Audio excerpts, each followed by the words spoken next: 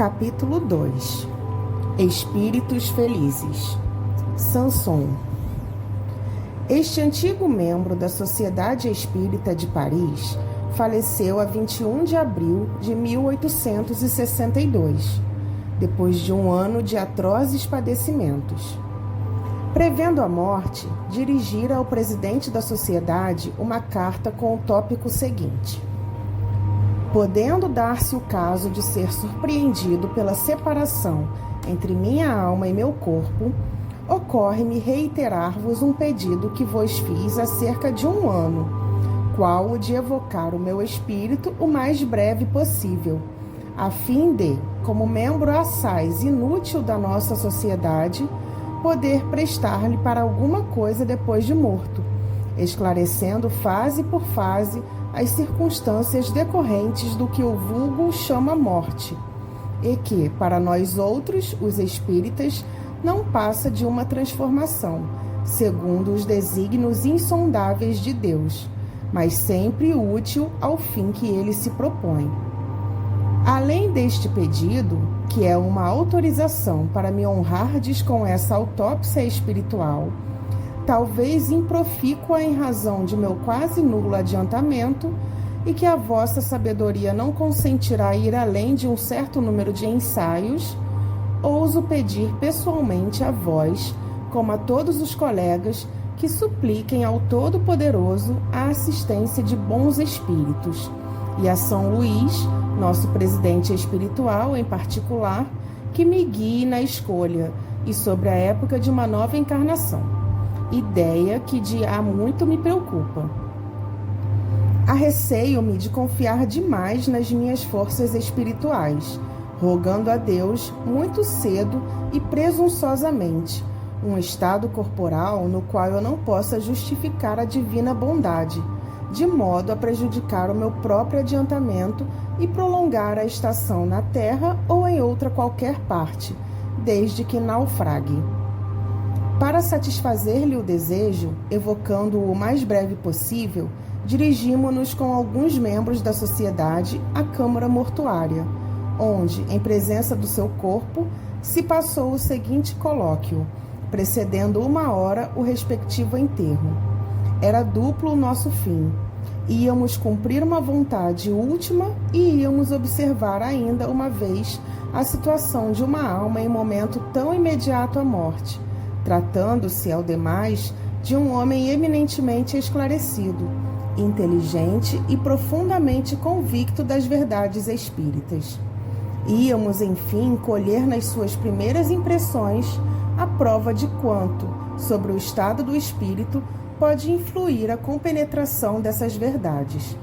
E não nos iludimos na expectativa, porquanto o Sr. Sanson descreveu, plenamente lúcido, um instante da transição, vendo-se morrer e renascer, o que é uma circunstância pouco comum e só devida à elevação do seu espírito. 1. Câmara Mortuária, 23 de abril de 1862. 1. Evocação. Atendo ao vosso chamado para cumprir a minha promessa. 2.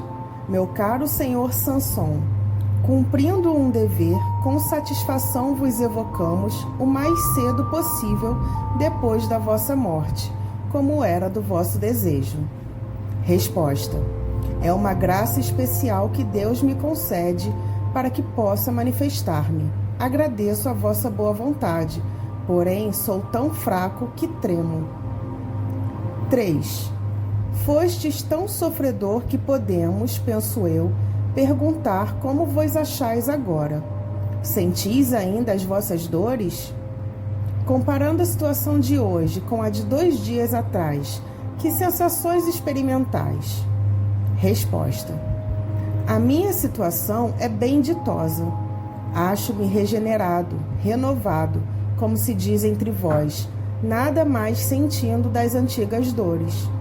A passagem da vida terrena para a dos espíritos deixou-me de começo num estado incompreensível, porque ficamos algumas vezes muitos dias privados de lucidez. Eu havia feito, no entanto, um pedido a Deus, para permitir-me falar aos que estimo, e Deus ouviu-me. 4. Ao fim de que tempo recobrastes a lucidez das ideias? Resposta: ao fim de 8 horas.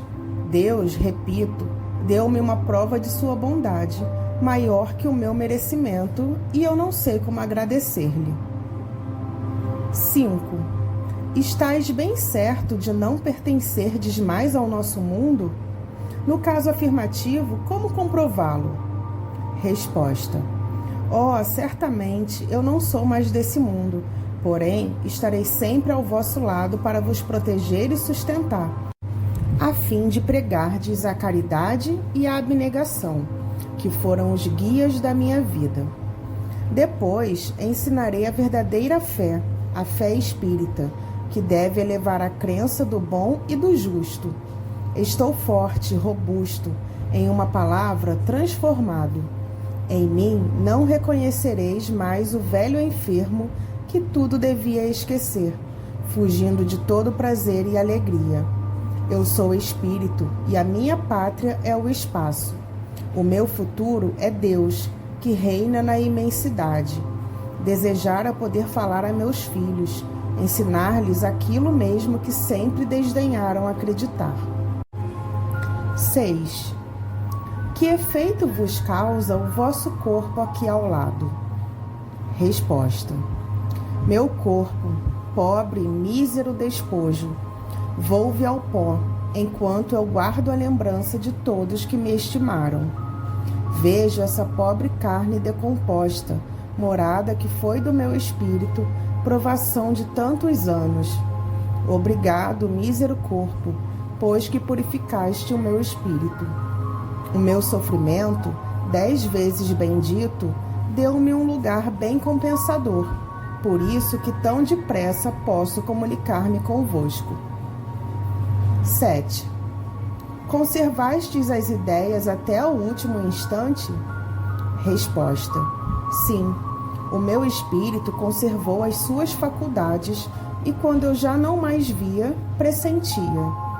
Toda a minha existência se desdobrou na memória e o meu último pensamento, a última prece, foi para que pudesse comunicar-me convosco, como faço agora. Em seguida, pedi a Deus que vos protegesse, para que o sonho da minha vida se completasse. 8. Tivestes consciência do momento em que o corpo exalou o derradeiro suspiro? Que se passou convosco nesse momento? Que sensação experimentastes? Resposta: parte-se a vida e a vista, ou antes, a vista do espírito se extingue. Encontra-se o vácuo, o ignoto, e arrastada por não sei que poder, encontra-se a gente num mundo de alegria e grandeza. Eu não sentia, nada compreendia, e, no entanto, uma felicidade inefável me extasiava de gozo, livre do peso das dores. 9. Tendes ciência do que pretendo ler sobre a vossa campa? Nota: apenas pronunciadas as primeiras palavras sobre o assunto, o espírito respondeu sem que eu terminasse. Também respondeu, sem interrogação alguma, a certa controvérsia suscitada entre os assistentes, sobre se seria oportuno ler esta comunicação no cemitério, achando-se presentes pessoas que poderiam não compartilhar das nossas opiniões. Resposta: sei, meu amigo, e sei porque tanto vos via ontem como hoje, que grande é a minha alegria.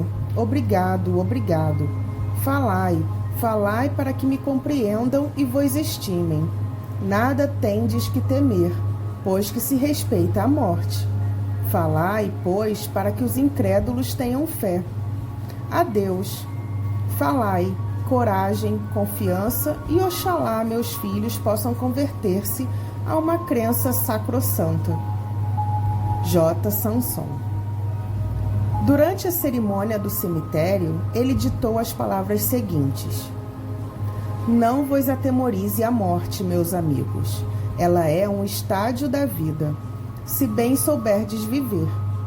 É uma felicidade, se bem a merecerdes e melhor cumprirdes as vossas provações. Repito, coragem e boa vontade. Não deis mais que medíocre valor aos bens terrenos, e sereis recompensados. Não se pode muito gozar sem tirar de outrem o bem-estar e sem fazer moralmente um grande, um imenso mal. A terra me seja leve. 2. Sociedade Espírita de Paris, 25 de abril de 1862. 1. Evocação. Resposta. Estou perto de vós, meus amigos. 2. Consideramo-nos felizes pela entrevista que tivemos no dia do vosso enterro, e visto que o permitis, mais felizes seremos em completá-la para nossa instrução. Resposta. Estou pronto e sinto-me feliz por pensardes em mim. 3. A ideia falsa que fazemos do mundo invisível é, o mais das vezes, o que nos leva à descrença, e assim tudo que possa esclarecer-nos a tal respeito será para nós da mais alta importância. Não vos surpreendam, portanto, as perguntas que porventura vos fizermos. Resposta. Espero-as e não ficarei surpreendido. 4.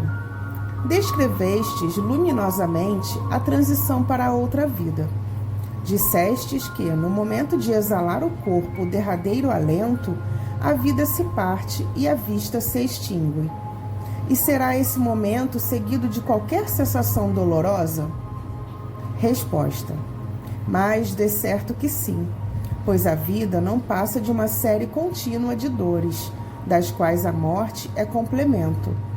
Daí uma ruptura violenta, como se o espírito houvesse de fazer um esforço sobre-humano para escapar-se do seu invólucro, esforço que absorve todo o ser, fazendo-lhe perder o conhecimento do seu destino.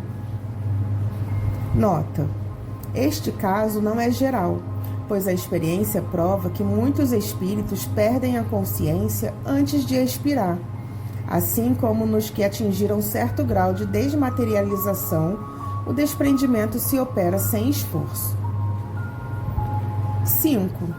Sabeis se há espíritos para os quais o momento extremo seja mais penoso? Será ele mais doloroso ao materialista, por exemplo? Resposta. Isso é certo, porque o espírito preparado tem já esquecido o sofrimento, ou, antes, habituou-se com ele, e a calma com que encara a morte o impede de sofrer duplamente, prevendo que por ela o aguarda. O sofrimento moral é mais forte, e a sua ausência por ocasião da morte é por si só um grande alívio. O descrente assemelha-se ao condenado à pena última, cujo pensamento antevê o cutelo e o ignoto. Entre esta morte e a do ateu, há paridade. 6. Haverá materialistas bastante endurecidos para julgarem nesse momento que vão ser arremessados ao nada? Resposta.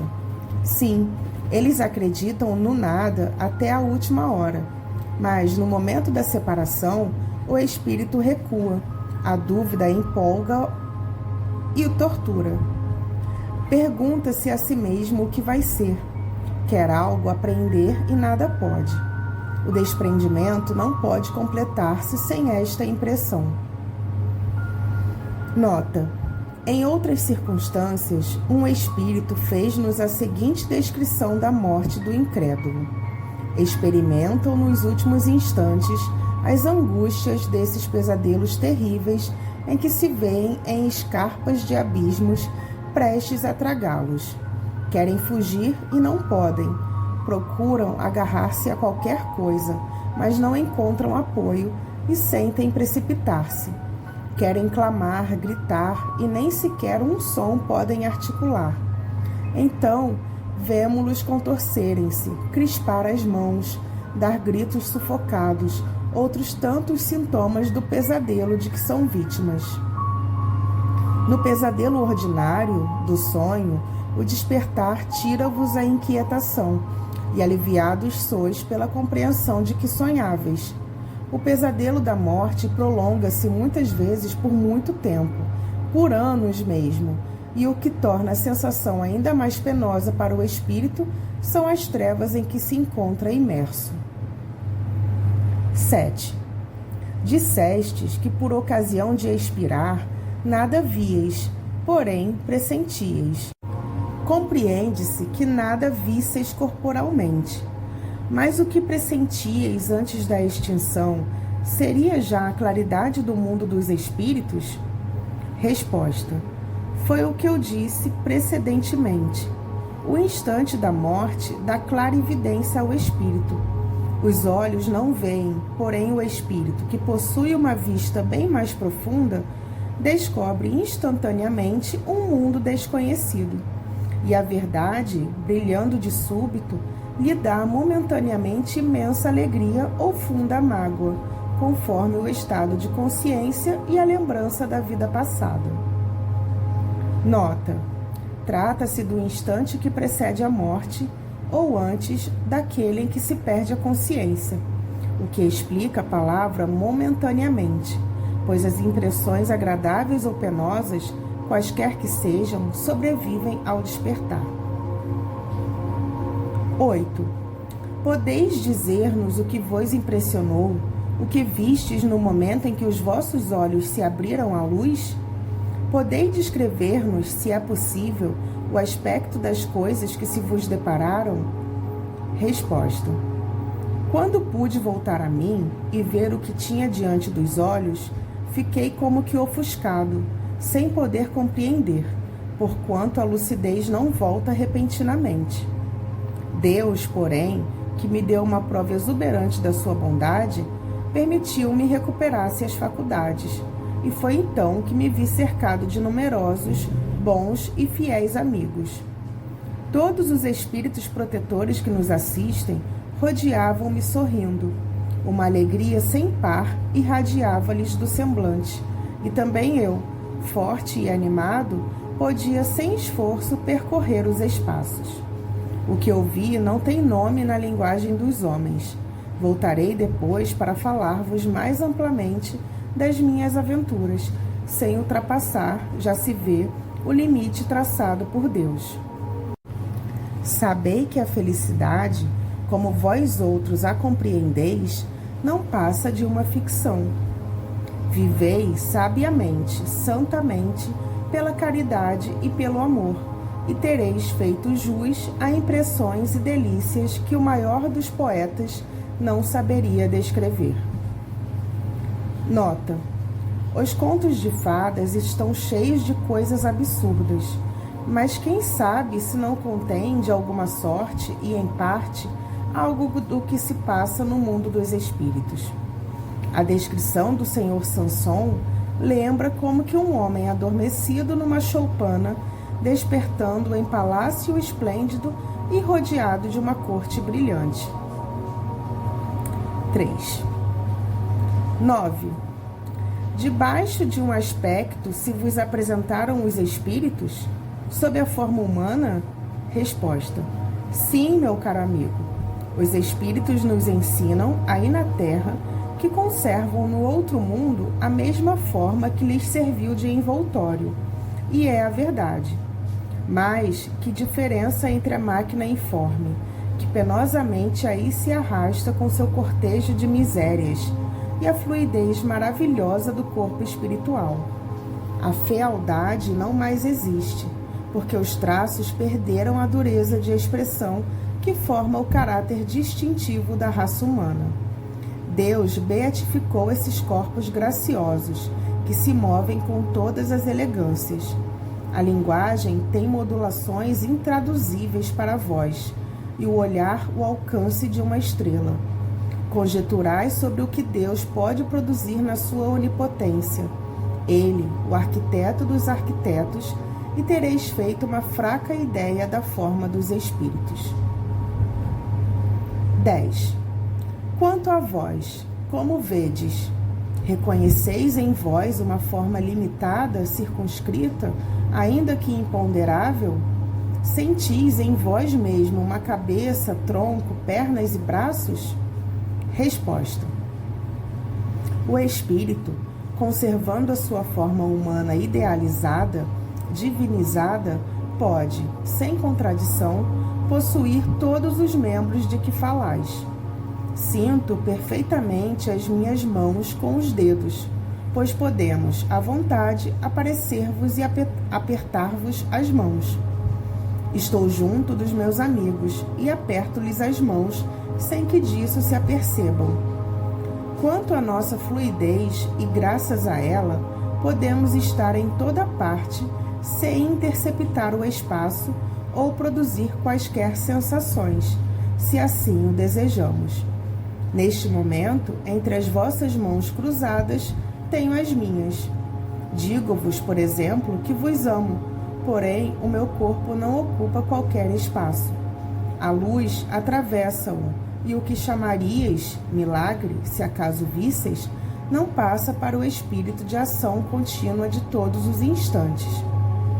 A vida dos espíritos não se pode comparar à humana, uma vez que também seu corpo não tem quaisquer semelhanças reais. Para eles, tudo se transforma na essência, como no conjunto. Repito-vos que o espírito tem uma perspicácia divina que abrange tudo, podendo adivinhar até o pensamento alheio. Também pode, oportunamente, tomar a forma mais própria para tornar-se conhecido. Na realidade, porém, o espírito que tem terminado a provação prefere a forma que o conduziu para junto de Deus. 11. Os espíritos não têm sexo, mas como há poucos dias éreis um homem, desejamos saber se no vosso novo estado tendes mais da natureza masculina ou da feminina. E o mesmo que se dá convosco poder-se aplicar ao espírito de longo tempo desencarnado? Resposta: não temos motivo para ser de natureza masculina ou feminina. Os espíritos não se reproduzem. Deus criou-os como quis, e tendo segundo seus maravilhosos desígnios de dar-lhes a encarnação sobre a terra, subordinou-os aí às leis de reprodução das espécies, caracterizada pela junção dos sexos. Mas vós deveis senti-lo, sem mais explicação, que os espíritos não podem ter sexo. Nota: sempre disseram que os espíritos não têm sexo, sendo este apenas necessário à reprodução dos corpos. De fato, não se reproduzindo, o sexo ser-lhes-ia inútil. A nossa pergunta não visava confirmar o fato, mas saber, visto que o senhor Sanson desencarnara recentemente, as impressões que guardava de seu estado terreno. Os espíritos puros compreendem perfeitamente a sua natureza. Porém, entre os inferiores, não desmaterializados, muitos há que se acreditam encarnados sobre a terra, com as mesmas paixões e desejos. Assim, pensam eles que são ainda os mesmos que foram, isto é, homem ou mulher, havendo quem, por esta razão, suponha ter realmente um sexo. As contradições a tal respeito são oriundas da graduação de adiantamento dos espíritos que se manifestam, sendo o erro menos deles que de quem os interroga sem se dar ao trabalho de aprofundar as questões. 12. Que tal se vos afigura a sessão? O seu aspecto é o mesmo de quando éreis vivo? As pessoas guardam para vós a mesma aparência? Será tudo tão claro e distinto como outrora? Resposta: muito mais claro, porquanto posso ler o pensamento de todos vós, sentindo-me igualmente feliz pela benéfica impressão que me causa a boa vontade de todos os espíritos congregados. Desejo que o mesmo critério se faça sentir não só em Paris, mas na França inteira, onde grupos há que se desligam, invejando-se reciprocamente, dominados por espíritos turbulentos que se comprazem na discórdia, quando o espiritismo deve incutir o esquecimento completo e absoluto do eu. 13. Dissestes poder ler em nosso pensamento. Podeis explicar-nos como se opera essa transmissão? Resposta: não é fácil. Para vos descrever, explicando este prodígio extraordinário da nossa visão, preciso fora franquear-vos todo um arsenal de agentes novos, com o que, aliás, ficaríeis na mesma, por terdes as vossas faculdades limitadas pela matéria. Paciência. Tomai-vos bons e tudo conseguireis. Atualmente, só podeis ter o que Deus vos concede, mas com a esperança de progredir continuamente. Mais tarde, sereis como nós. Procurai, no entanto, morrer em graça para muito saberdes. A curiosidade, estímulo do homem que pensa, conduzir-vos-á tranquilamente para a morte, reservando-vos a satisfação de todos os desejos passados, presentes e futuros. Enquanto esperais, direi para responder, ainda que mal, a vossa pergunta. O ar que respirais, impalpável como nós, estereotipa, por assim dizer, o vosso pensamento. O sopro que exalais é, mais ou menos, a página escrita dos vossos pensamentos, lidos e comentados pelos espíritos que constantemente se encontram convosco, mensageiros de uma telegrafia divina que tudo transmite e grava. A morte do justo.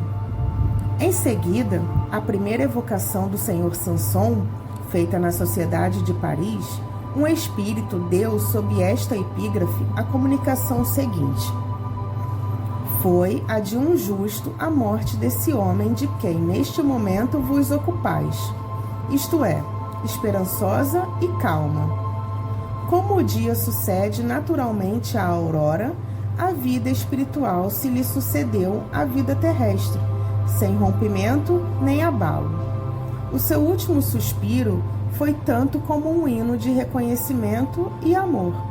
E quão poucos os que atravessam assim a rude transição. Quão poucos os que, após a confusão e desespero da vida, concebem o ritmo harmonioso das esferas.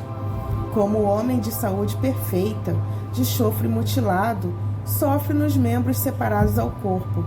Assim, a alma do cético, separada do corpo, se despedaça e, lancinante, se precipita no espaço, inconsciente de si mesma. Orai por essas almas perturbadas.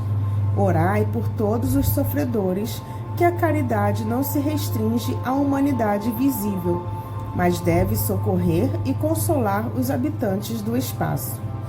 Disso tivestes a prova evidente na súbita conversão desse espírito, tocado pelas preces espíritas sobre o túmulo do homem de bem que vindes interrogar e que deseja fazer-vos progredir no bom caminho. O amor não tem limites, enche o espaço e dá e recebe mutuamente as suas divinas consolações. Também o mar se desenrola numa perspectiva infinita, cujo espetáculo deslumbra o espírito, parecendo confundir-se no seu limite com os céus. São duas grandezas que se extremam. Pois bem, assim é o amor, mais profundo que as ondas, mais infinito que o espaço. A todos vós, encarnados e desencarnados, deve unir na santa comunhão da caridade, fusão sublime do finito e do eterno. Georges.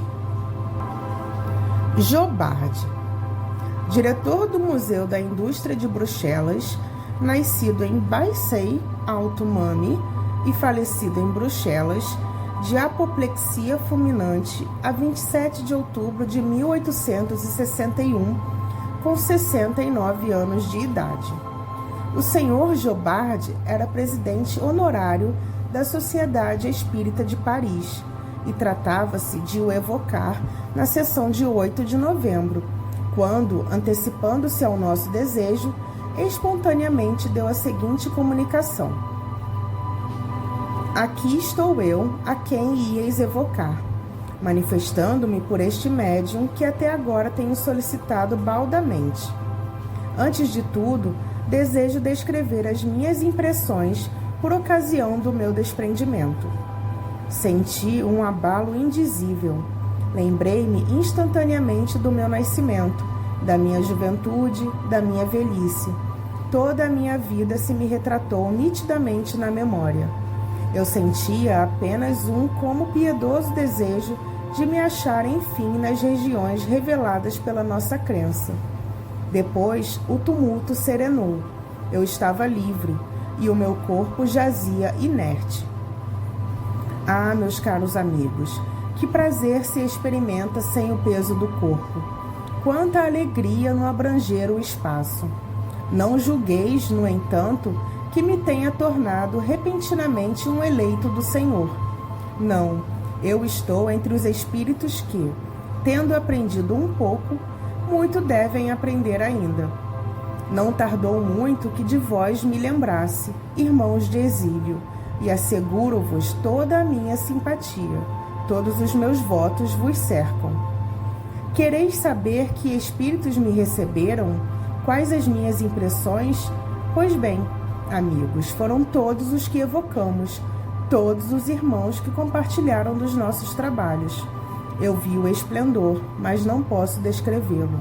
Apliquei-me a discernir o que era verdadeiro nas comunicações, pronto a contraditar tudo que fosse errôneo, pronto a ser o cavaleiro andante da verdade neste mundo, tal como o fui no vosso.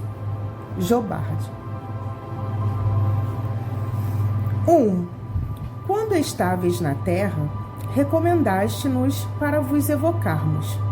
E ora o fazemos, não só para satisfazer aquele desejo, como para testemunhar-vos ainda uma vez a nossa sincera simpatia, instruindo-nos ao mesmo tempo, visto que ninguém melhor que vós pode dar-nos esclarecimentos precisos sobre esse mundo em que hoje habitais. Dar-nos-emos por felizes, se houverdes por bem responder às vossas perguntas. Resposta. Presentemente, o que mais se impõe é a vossa instrução. Quanto à vossa simpatia, entrevejo-a e tenho a prova dela tão só pelo que ouço, o que já é um enorme progresso. 2. Para fixarmos ideias e não divagar, principiamos por perguntar em que lugar vos achais aqui, e como vos veríamos se tal coisa nos fosse facultada. Resposta. Estou junto do médium, com a aparência do mesmo Jobard que se sentava à vossa mesa, visto que os vossos olhos mortais, ainda vendados, não podem ver os espíritos senão sob a sua forma mortal. 3. Podereis tornar-vos visível? No caso contrário, qual a dificuldade? Resposta. A disposição que vos diz respeito é que é toda pessoal. Um médium vidente ver-me-ia, e os outros não. 4. O vosso lugar aqui é o mesmo de quando assistíeis encarnado às nossas sessões e que vos reservamos? Aqueles, pois, que em tais condições vos viram, poderão supor que aí estáis tal qual éreis então? Visto que aí não estáis com o corpo material de outrora, estáis, no entanto, com o corpo fluídico de agora e com a mesma forma. Se vos não vemos com os olhos do corpo, vemos-vos com o pensamento. Se não podeis comunicar pela palavra, podeis pela escrita, com auxílio de um médium. Assim, as nossas relações de forma alguma se romperam com a vossa morte, e podemos entretê-las tão fácil e completamente como outrora. É assim precisamente que se passam as coisas? Resposta. Sim, e há muito que o sabeis. Ocuparei este lugar muitas vezes, e mesmo sem o saberdes, uma vez que meu espírito habitará entre vós. Nota. Chamamos a atenção para essa última frase. O meu espírito habitará entre vós, que, neste caso, não é uma simples figura, porém realidade. Pelo conhecimento que o Espiritismo nos dá sobre a natureza dos espíritos, sabemos que qualquer um pode achar-se entre nós, não só em pensamento, mas pessoalmente, com seu corpo etéreo, que o torna uma individualidade distinta. Um espírito tanto pode, conseguia temente, habitar entre nós depois de morto, como quando vivo, ou, por outra, melhor ainda, depois de morto, uma vez que pode ir e vir livre e voluntariamente. Deste modo, temos-lhe uma multidão de comensais invisíveis, indiferentes uns, outros atraídos por afeição. E a estes últimos que se aplica esta frase: eles habitam entre nós, que se poderá interpretar assim: eles nos assistem, inspiram e protegem. 5. Não há muito que encarnado vos sentáveis nesse mesmo lugar. As condições em que ora o fazeis parecer-vos-ão estranhas, qual o efeito da mudança de estado?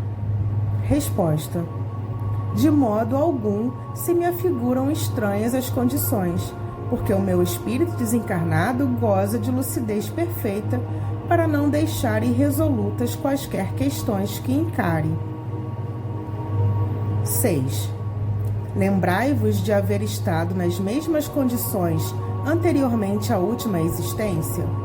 Experimentais qualquer mudança a este respeito, comparando as situações presente e passada? Resposta: recordo-me das existências anteriores e sinto-me melhorado. Por isso que me identifico com o que vejo, ao passo que, perturbado nas precedentes existências, só me apercebia das faltas terrenas. 7. Lembrai-vos da penúltima encarnação, da que precedeu a do Sr. Jobard? Resposta: se me lembro. Fui um operário mecânico acossado pela miséria e pelo desejo de aperfeiçoar a minha arte. Como Jobard, realizei os sonhos do pobre operário e dou graças a Deus, cuja bondade infinita fez germinar a planta e cuja semente depositara em meu cérebro. 8. Já vos tendes comunicado em outra parte? Resposta: pouco me tenho comunicado. Em muitos lugares, um espírito tomou-me o nome. Algumas vezes estava eu perto dele, sem que pudesse comunicar-me diretamente. Tão recente é a minha morte, que participo ainda de certas influências terrestres, e preciso que haja perfeita simpatia para poder exprimir o meu pensamento. Em breve, operarei incondicionalmente, mas, por enquanto, repito, não posso fazê-lo. Quando morre um homem um tanto conhecido, é chamado de todos os lados e inúmeros espíritos se dão pressa de apossar-se da sua individualidade. Eis o que comigo se tem passado em muitos casos. Asseguro-vos que, logo após o desprendimento, poucos espíritos podem comunicar-se, mesmo por um médium predileto. 9. Vedes os espíritos que aqui estão conosco? Resposta: vejo, principalmente Lázaro e Erasto. Depois, mais afastado, o espírito de verdade pairando no espaço. Depois ainda, uma multidão de espíritos que vos cercam, solícitos e benévolos. Sede felizes, amigos, pois benéficas influências vos disputam as garras do erro. 10. Quando encarnado, compartilháveis da opinião emitida sobre a formação da Terra pela incrustação de 4 planetas que se teriam unido, sois ainda da mesma opinião? Resposta: é um erro.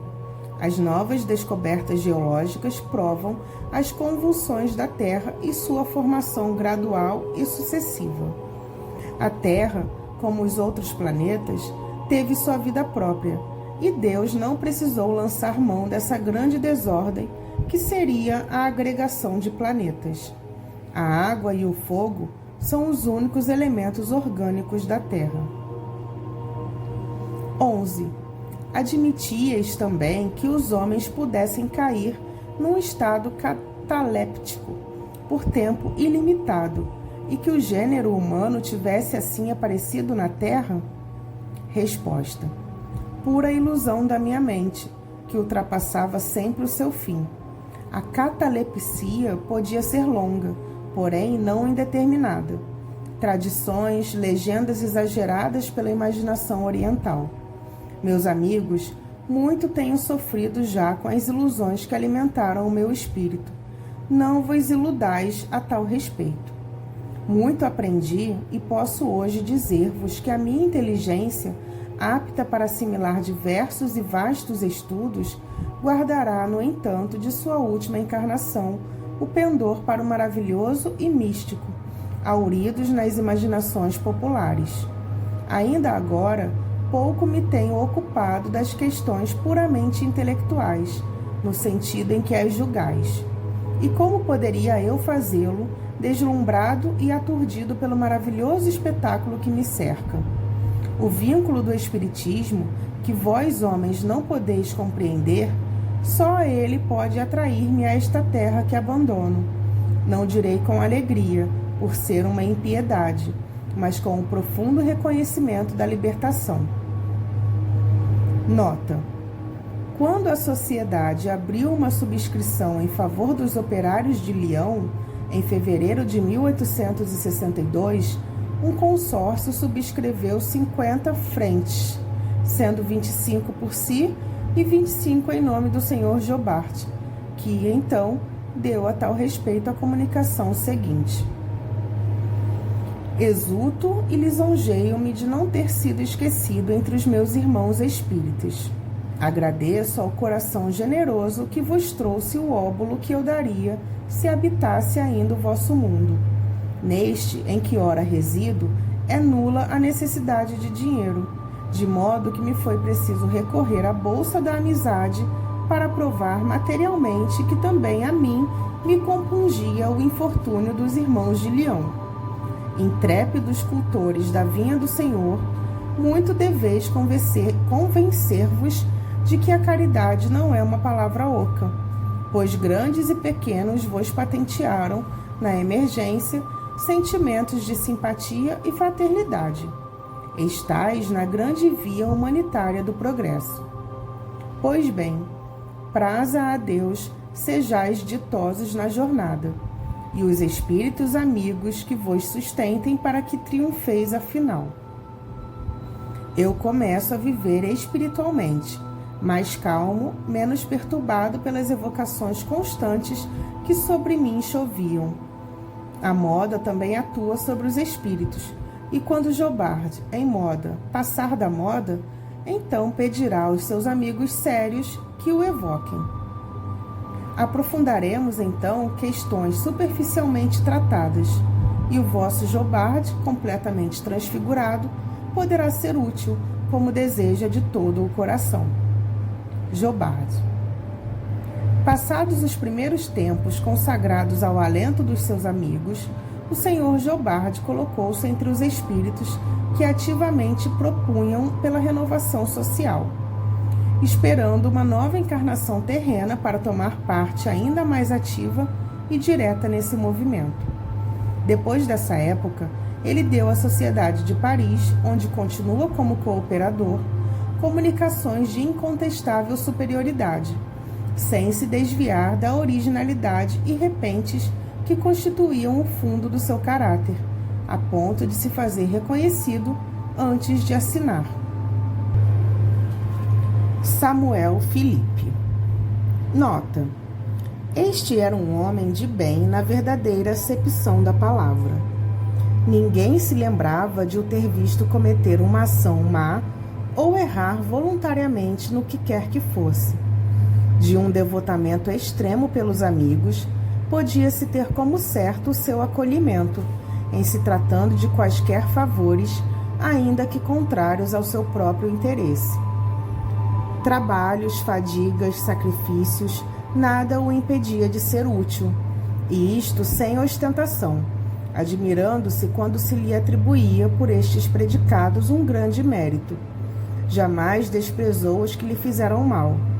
Antes se dava pressa em servi-los, como se bem semelhante lhe houvessem feito. Em se tratando de ingratos, dizia: não é a mim, porém a eles que se deve lastimar. Posto que muito inteligente e dotado de natural vivacidade, teve na terra uma vida obscura, laboriosa e bordada de rudes provações. Podia-se comparar a essas naturezas de escol que vivem na sombra, das quais o mundo não fala e cujo brilho não se reflete na terra. Aurira no conhecimento do Espiritismo uma fé ardente na vida futura e uma grande resignação para todos os males da existência terrena. Finalmente faleceu em dezembro de 1862, na idade de 50 anos, de moléstia atroz, sendo seu passamento muito sensível à família e aos amigos. Evocamo-lo alguns meses depois do trespasse. Pergunta: tendes uma recordação nítida dos últimos instantes da vida na Terra? Resposta: perfeitamente, conquanto essa recordação reaparecesse gradualmente. No instante preciso do desprendimento, eram confusas as minhas ideias. Pergunta: quereríeis, a bem da nossa instrução e do interesse que nos mereceis pela vossa vida exemplar, descrever como ocorreu o vosso trespasse da vida corporal para a espiritual? Resposta: de bom grado, tanto mais quanto a narrativa não aproveitará somente a vós, mas a mim próprio. Por isso que, dirigindo o meu pensamento para a terra, a comparação faz-me apreciar melhor a bondade do Criador. Sabeis que de tribulações provei na vida. Entretanto, jamais me faltou coragem na adversidade, graças a Deus. E hoje felicito-me, e ainda tremo ao pensar que tudo quanto sofri se anularia caso desfalecesse, tendo de recomeçar novamente as provações. Ó, meus amigos, compenetrai-vos firmemente desta verdade, pois nela reside a felicidade do vosso futuro. Não é, por certo, comprar muito caro essa felicidade por alguns anos de sofrimento. Ah, se soubesseis o que são alguns anos comparados ao infinito, se de fato a minha última existência teve algum mérito aos vossos olhos, outro tanto não direis das que a precederam. E não foi senão a força de trabalho sobre mim mesmo que me tornei o que ora sou. Para apagar os últimos traços das faltas anteriores, era-me preciso sofrer as últimas provas que voluntariamente aceitei. Foi na firmeza das minhas resoluções que escudei a resignação, a fim de sofrer sem me queixar. Hoje abençoo essas provações, pois a elas devo o ter rompido com o passado. Simples recordação agora que me permite contemplar com legítima alegria o caminho percorrido. Ó, vós que me fizestes padecer na terra, que fostes cruéis e malévolos para comigo, que me humilhastes e afligistes. Vós, cuja má-fé tantas vezes me acarretou duras privações, não somente vos perdoo, mas até vos agradeço. Intentando fazer mal, não suspeitáveis do bem que esse mal me proporcionaria. É verdade, portanto, que a vós devo grande parte da felicidade de que gozo, uma vez que me facultastes ocasião para perdoar e pagar o mal com o bem. Deus colocou-vos em meu caminho para ferir a minha paciência, exercitando-me igualmente na prática da mais difícil caridade, a de amar os inimigos. Não vos impacienteis com esta divagação, porquanto vou responder agora à vossa pergunta. Conquanto sofresse cruelmente com a moléstia que me acometeu, quase não tive agonia. A morte sobreveio-me como um sono, sem lutas nem abalos. Sem temor pelo futuro, não me apeguei à vida e não tive, por conseguinte, de me debater nos últimos momentos. A separação completou-se sem dor, nem esforço, sem que eu mesmo de tal me apercebesse.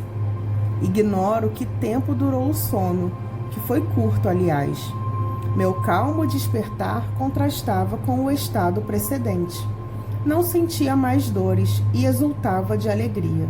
Queria erguer-me, caminhar, mas um torpor nada desagradável, antes deleitoso, me prendia, e eu me abandonava a ele prazerosamente, sem compreender a minha situação, conquanto não duvidasse já ter deixado a terra.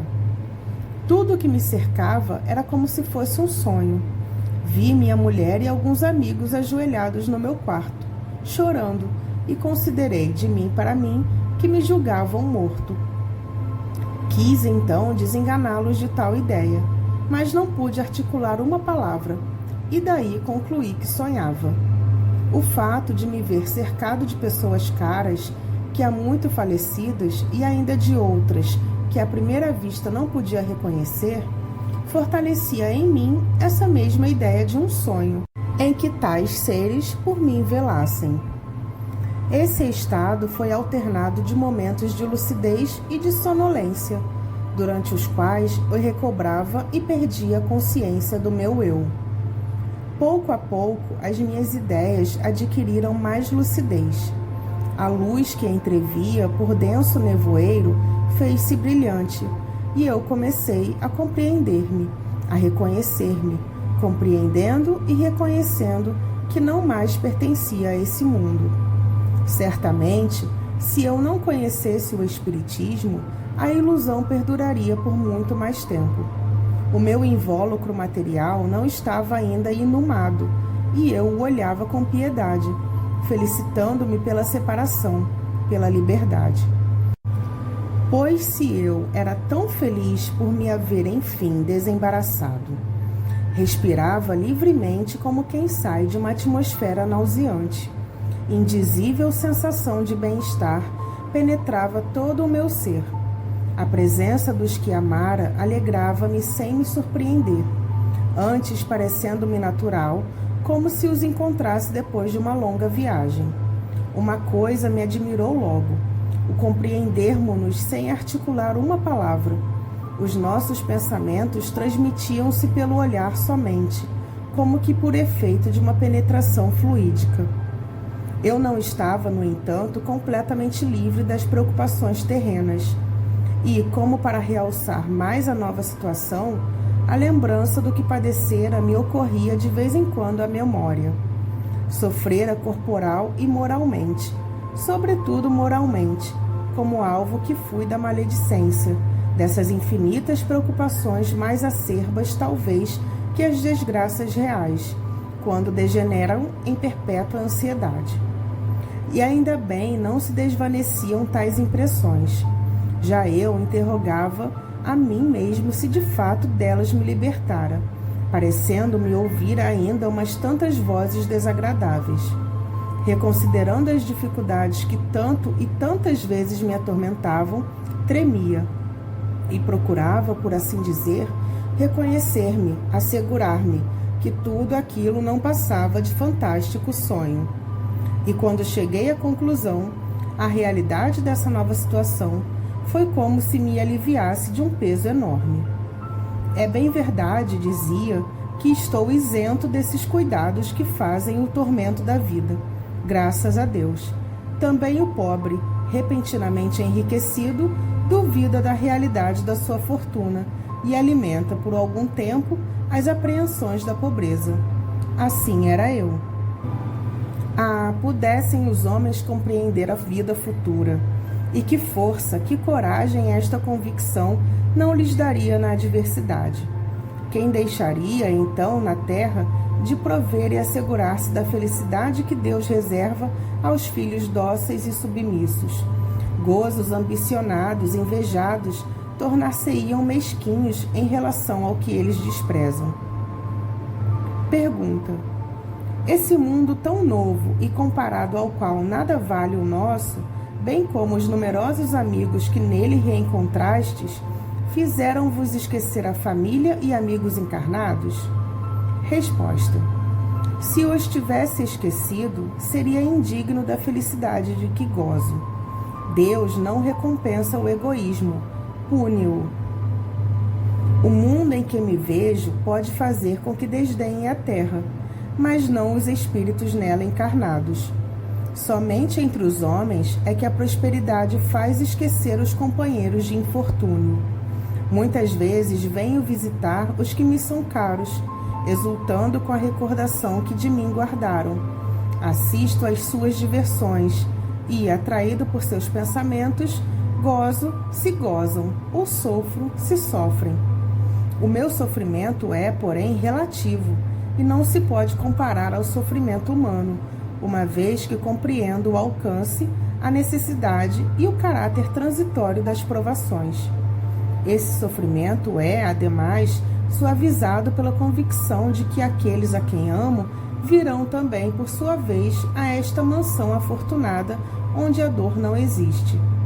Para torná-los dignos dessa mansão, é que me esforço por sugerir-lhes bons pensamentos e, sobretudo, a resignação que tive, consoante a vontade de Deus. A minha desolação avulta quando os vejo retardar o advento por falta de coragem, murmúrios, vacilações e, sobretudo, por qualquer ato reprovável. Trato, então, de os desviar do mau caminho e, se o consigo, é isso uma felicidade não só para mim, como para outros espíritos. Quando, ao contrário, a intervenção é improfícua, exclamo com pesar: mais um momento de atraso. Mas consola-me a ideia de que nada se perde irremissivelmente. Samuel Felipe. Van Durst, antigo funcionário falecido em Antuérpia em 1863, com 80 anos de idade. Nota: pouco depois do seu decesso, tendo um médium perguntado ao seu guia se poderia evocá-lo, responderam-lhe: este espírito lentamente se refaz da sua perturbação, e, conquanto possa responder-vos imediatamente, muitas mágoas lhe custaria tal comunicação. Peço-vos, espereis ainda uns 4 dias, pois até lá ele saberá das boas intenções manifestadas a seu respeito, e a elas corresponderá amistosa e gratamente. Decorridos os 4 dias, recebemos a comunicação seguinte: meu amigo, bem leve na balança da eternidade foi o fardo da minha existência, e, no entanto, bem longe estou de ser feliz. A minha condição humilde e relativamente ditosa é de quem não fez o mal, sem que por isso visasse a perfeição. E se pode haver pessoas felizes numa esfera limitada, eu sou desse número. O que sinto é não ter conhecido o que ora conheceis, porque a minha perturbação não se prolongaria por tanto tempo, seria menos dolorosa. De fato, ela foi grande. Viver e não viver, estar rudemente preso ao corpo sem poder servir-se dele, ver os que nos foram caros sentindo extinguir-se o pensamento que a eles nos prende. Oh, que coisa horrível! Que momento cruel esse em que o aturdimento nos empolga e constrange, para desfazer-se em trevas logo após. Sentir tudo para estar um momento depois aniquilado. Quer-se ter a consciência do seu eu sem encontrá-la. Não existir e sentir que se existe. Perturbação profunda. Depois, transcorrido um tempo incalculável de angústias contidas, sem forças para senti-las, depois, desse tempo que parece interminável, o renascimento gradual da vida, o despertar de uma nova aurora em outro mundo. Nada de corpo material nem de vida terrestre. Vida, sim, mas imortal. Não mais homens carnais, porém formas diáfanas. Espíritos que deslizam, que surgem de todos os lados, que vos cercam e que não podeis abranger com a vista, porque é no infinito que flutuam. Ter ante si o espaço e poder franqueá-lo à vontade. Comunicar-se pelo pensamento com tudo que vos envolve. Que vida nova, meu amigo, nova, brilhante e cheia de ventura. Salve, ó, salve, eternidade que me contens em teu seio. Adeus, terra, que por tanto tempo me retiveste afastado do elemento natural da minha alma. Não, eu nada mais de ti dependia, porque és a terra do exílio, e a maior das felicidades que dispensas nada vale. Soubesse eu o que sabeis, e quão fácil e agradável me seria a iniciação na vida espiritual. Sim, porque saberia, antes de morrer, o que mais tarde somente deveria conhecer no momento da separação, de forma a desprender-me facilmente. Estais vós outros no caminho, porém, certificai-vos de que todo o adiantamento é pouco. Dizei-o a meu filho tantas vezes quantas bastem, para que se instrua e creia, porque, do contrário, a nossa separação continuará aqui. Amigos, adeus a todos vós. Espero-vos, e enquanto estiverdes na terra, virei muitas vezes instruir-me convosco, visto como sei menos ainda que muitos dentre vós. Notai que aqui onde estou, sem velhice que me enfraqueça, nem entraves de qualquer espécie, aprenderei mais depressa e facilmente. Aqui se vive às claras, caminhando com desassombro, tendo ante os olhos horizontes tão belos que a gente se torna impaciente por abrangê-los.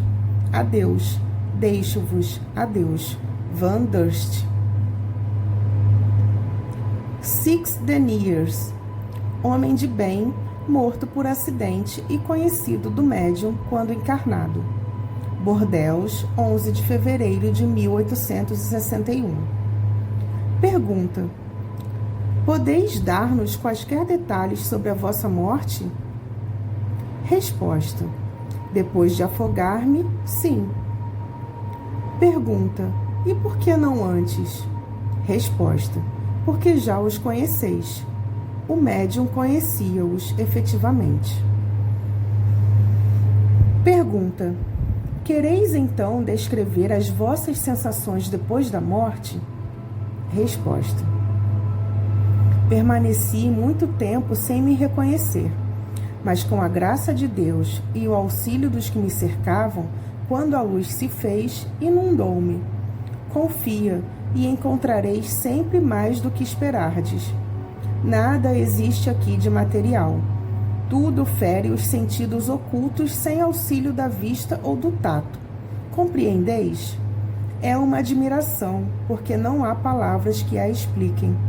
Só a alma pode percebê-la. Bem feliz foi o meu despertar.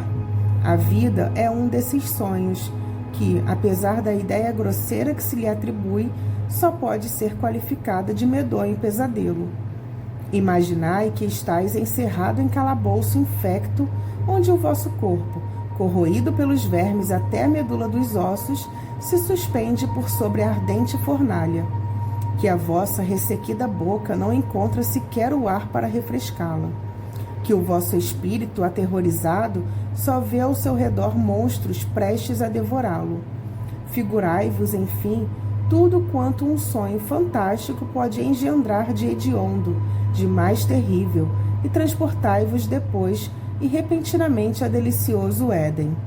Despertai cercado de todos os que amastes e chorastes. Vede, rodeando-vos, semblantes adorados a sorrirem de felicidade. Respirai os mais suaves perfumes. Desalterai a ressequida garganta na fonte de água viva. Senti o corpo pairando no espaço infinito, que o suporta e balóiça, qual a flor que da fronde se destaca aos impulsos da brisa. Julgai-vos envolto no amor de Deus, qual recém-nascidos no materno amor, e tereis uma ideia, aliás, apenas imperfeita, dessa transição. Procurei explicar-vos a felicidade da vida que aguarda o homem depois da morte do corpo, e não pude. Será possível explicar o infinito àquele que tem os olhos fechados à luz e que não pode sair do estreito círculo que o encerra? Para explicar-vos a eterna felicidade, dir-vos-ei apenas: amai, pois só o amor faculta o pressenti-la. e quem diz amor diz ausência de egoísmo. Pergunta: a vossa posição foi feliz desde logo que entrastes no mundo dos espíritos? Resposta: não. Tive de pagar a dívida humana. Meu coração pressentira o futuro do espírito, mas faltava minha fé. Tive que expiar a indiferença para com o meu Criador, porém a sua misericórdia levou-me em conta o bem insignificante que pude fazer, as dores que resignado padeci, apesar dos sofrimentos, e a sua justiça, cuja balança os homens jamais compreenderão, tão benévola e amorosamente pesou o bem, que o mal depressa se extinguiu. Pergunta: podereis dar-me notícias da vossa filha, morta 4 ou 5 anos antes? Resposta: está em missão aí na terra. Pergunta: ela é infeliz como encarnada? Notai que não quero fazer perguntas indiscretas. Resposta: sei, ou eu não veria o vosso pensamento como um quadro ante meus olhos. Minha filha não é feliz, encarnada, antes pelo contrário, deverá provar todas as misérias terrenas, pregando pelo exemplo as grandes virtudes de que fazeis simples vocábulos retumbantes. Ajudá-la-ei, no entanto, certo de que lhe não será penoso superar os obstáculos, pois está na terra em missão, e não em expiação. Tranquilizai-vos por ela, e obrigado pela lembrança. Neste Comenos, experimentando dificuldades em escrever, diz o médium: se é um espírito sofredor que me impede, peço-lhe que escreva seu nome. Resposta: uma infeliz. Pergunta: queira dizer-me o seu nome. Resposta: Valéria. Podereis dizer-me o motivo do vosso sofrimento? Não. Estais arrependida dos vossos erros? Podes julgá-lo. Quem vos trouxe aqui? Six Deniers. Com que fito de me ajudares? E fostes vós que ainda há pouco me impedistes de escrever? Six Deniers me colocou em seu lugar. Que relação há entre vós e ele? Guia-me. Pedi-lhe que nos acompanhasse na prece. Depois da prece, Six Deniers retoma a palavra dizendo: obrigado por ela. Já compreendestes. Não vos esquecerei. Pensai nela. Pergunta a Six Deniers: tendes muitos espíritos sofredores a guiar? Resposta: não. Entretanto, regenerando algum, buscamos logo outro, e assim por diante, sem abandonar os primeiros. Pergunta: como podeis prover uma vigilância que deverá multiplicar-se ao infinito no decurso dos séculos? Resposta: os que regeneramos purificam-se e progridem, sem que por isso nos deem maior cuidado. Além disso, também nos vamos elevando, e à proporção que subimos, as faculdades, como os poderes, se dilatam na razão direta da nossa pureza.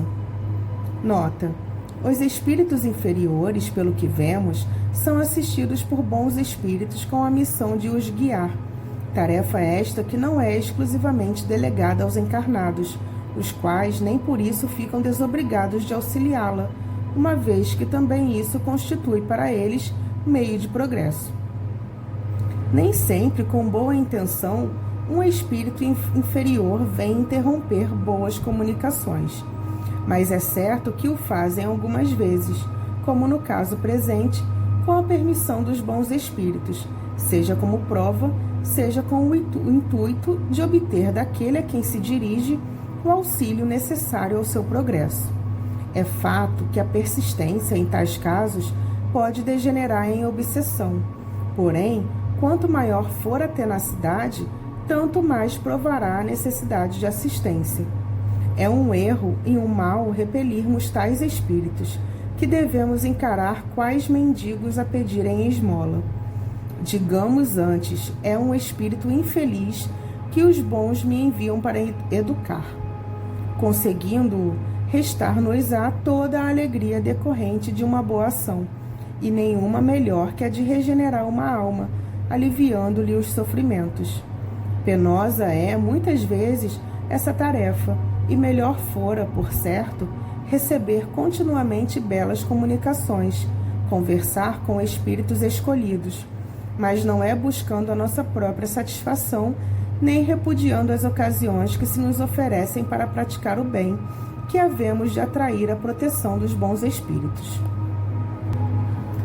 O Dr. de Meer, falecido em Albi, Tarn, a 25 de janeiro de 1865.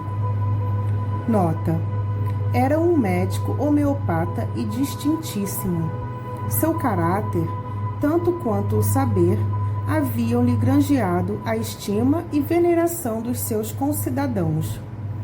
Eram-lhe inextinguíveis a bondade e a caridade, e, a despeito da idade avançada, não se lhe conheciam fadigas em se tratando de socorrer doentes pobres.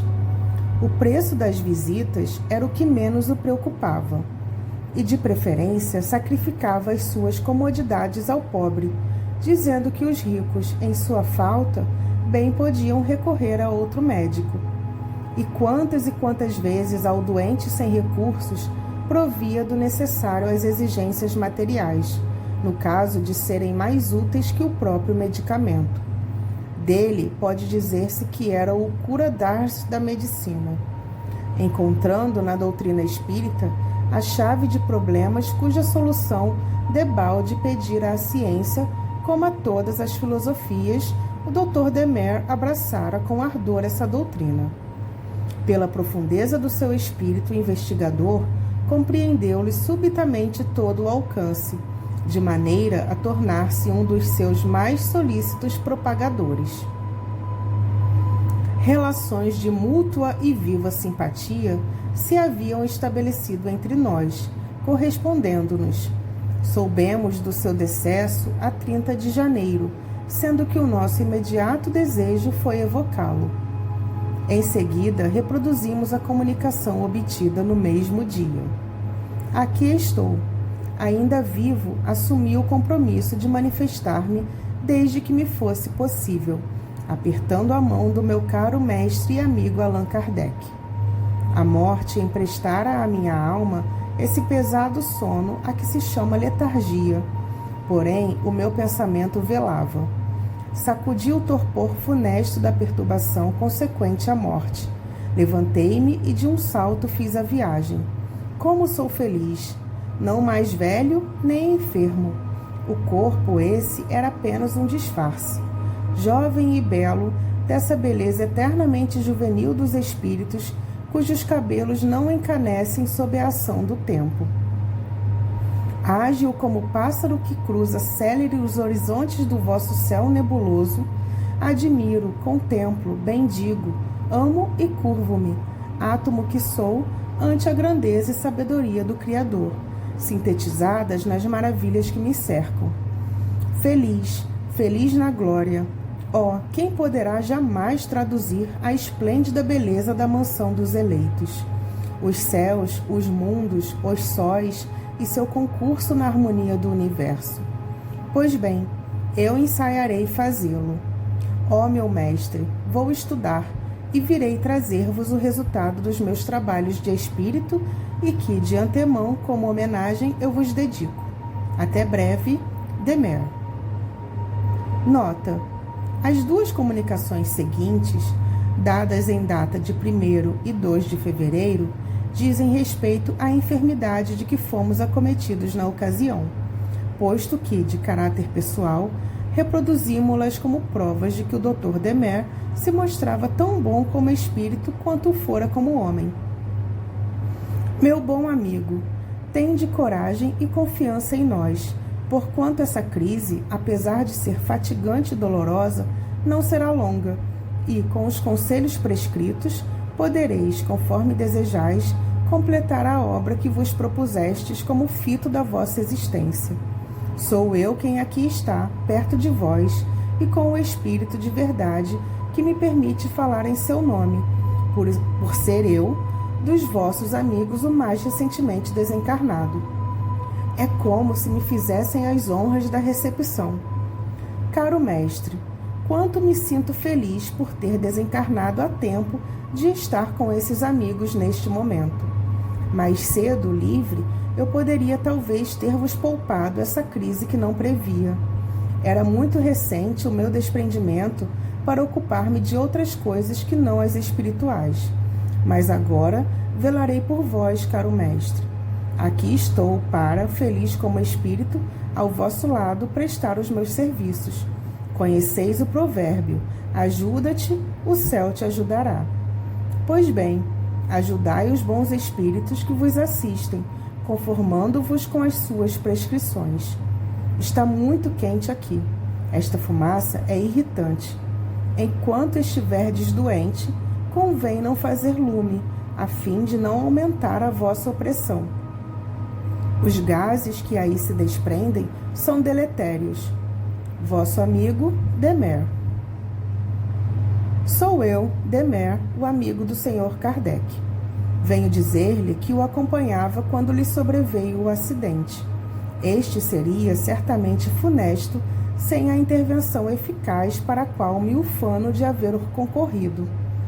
De acordo com as minhas observações e com os informes colhidos em boa fonte, é evidente para mim que, quanto mais cedo se der a sua desencarnação, tanto mais breve reencarnará para completar a sua obra. É preciso, contudo, antes de partir, dar a última demão às obras complementares da teoria doutrinal de que é o iniciador. Se, portanto, por excesso de trabalho, não atendendo à imperfeição do seu organismo, antecipar a partida para cá, será passível da pena de homicídio voluntário. É mister dizer-lhe toda a verdade, para que se previna e siga estritamente as nossas prescrições. Demer. Nota: a seguinte comunicação foi obtida em Montalbán, aos 26 de janeiro, dia seguinte ao da sua desencarnação, num centro de amigos espíritas que havia nessa cidade. Antônio Demer, não morri para vós, meus amigos, porém, para aqueles que não conhecem a santa doutrina que reúne os que se amaram e tiveram na terra os mesmos pensamentos, os mesmos sentimentos de amor e caridade. Sou feliz e mais feliz do que esperava, gozando de uma lucidez rara entre os espíritos, relativamente ao tempo da minha desencarnação. Revesti-vos de coragem, bons amigos, que eu estarei muitas vezes junto de vós, instruindo-vos em muitas coisas que ignoramos quando presos à matéria. Espesso véu que é de tantas magnificências, de tantos gozos. Orai pelos que estão privados dessa felicidade, pois eles não sabem o mal que fazem a si mesmos. Hoje não me prolongarei, dizendo-vos somente que não me sinto de todo estranho neste mundo dos invisíveis, parecendo-me até que sempre o habitei. Aqui sou feliz vendo os meus amigos, comunicando-me com eles sempre que o desejo. Não choreis, meus amigos, porque me farias lamentar o haver-vos conhecido. Deixai correr o tempo, e Deus vos encaminhará para esta mansão, onde nós devemos todos reunir finalmente. Boa noite, amigos. Que Deus vos conforte, ficando eu ao vosso lado. Demer. Nota: ainda de uma carta de Montalbán extraímos a narrativa seguinte. Tínhamos ocultado à senhora G, médium sonambúlico e vidente muito lúcido, a morte do Dr. Demer, em atenção à sua extrema sensibilidade. Sem dúvida, secundando o nosso intuito, o bom médico também evitou manifestar-se-lhe. A 10 de fevereiro, reunimos-nos a convite dos guias que diziam querer aliviar a senhora G de uma luxação em consequência da qual muito sofria desde a véspera. Nada mais sabíamos e longe estávamos de pensar na surpresa que nos aguardava. Logo que essa senhora se medianizou, começou a soltar gritos lancinantes, mostrando o pé. Eis o que se passava. A senhora G via um espírito curvado a seus pés, com a fisionomia oculta, a fazer-lhe fricções e massagens, exercendo de vez em quando uma atração longitudinal sobre a parte luxada, exatamente como faria qualquer médico. A operação era tão dolorosa que a paciente vociferava, empregando movimentos desordenados. No entanto, a crise não foi longa, e ao fim de uns 10 minutos desapareciam a inflamação e os traços da luxação, retomando o pé à sua aparência normal. A senhora G estava curada. O espírito continuava incógnito para o médium, persistindo em não lhe revelar as feições, quando, por mostrar desejos de retirar-se, a doente, que momentos antes não daria um passo, se atira de um salto ao centro do quarto para apertar a mão de seu médico espiritual. Ainda desta feita, o espírito voltou o rosto, deixando a mão na do médium. Nesse momento, a senhora G dá um grito e cai desfalecida no soalho, vindo de reconhecer o Dr. Demer no espírito que a operava. Durante a síncope, ela recebia cuidados de muitos espíritos afeiçoados. Por fim, reapareceu a lucidez sonambúlica e ela conversou com muitos desses espíritos, trocando-se felicitações, sobretudo com o Dr. Demer, que lhe correspondia aos testemunhos de afeição, penetrando-a de fluidos reparadores. Não é uma tal cena surpreendentemente dramática, considerando-se as personagens como que representando papéis da vida humana? Não será uma prova, entre mil outras, de que os espíritos são seres efetivamente reais, agindo como se estivessem na Terra? Somos felizes por ver, no amigo espírito, o mesmo coração bondoso do médico solícito e abnegado que foi neste mundo. Ele fora, durante a vida, o médico do médium e, conhecendo a sua extrema sensibilidade, poupou-o tanto quanto se fora seu próprio filho. Esta prova de identidade, conferida aos que o espírito prezava, é admirável e de molde a fazer encarar a vida futura por um prisma mais consolador. Nota: a situação espiritual do Dr. Demer é justamente a que se podia antever na sua vida tão digna quão utilmente empregada.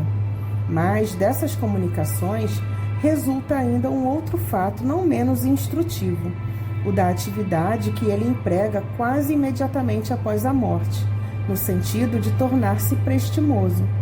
Por sua alta inteligência e qualidades morais, ele pertence à categoria dos espíritos muito adiantados. A sua felicidade não é, porém, a da inação. Ainda há poucos dias tratava doentes como médico, e mal apenas se desprende da matéria, ei-lo a tratá-los como espírito. Dirão certas pessoas que nada se adianta, então, com a permanência no outro mundo, uma vez que se não goza ali de repouso.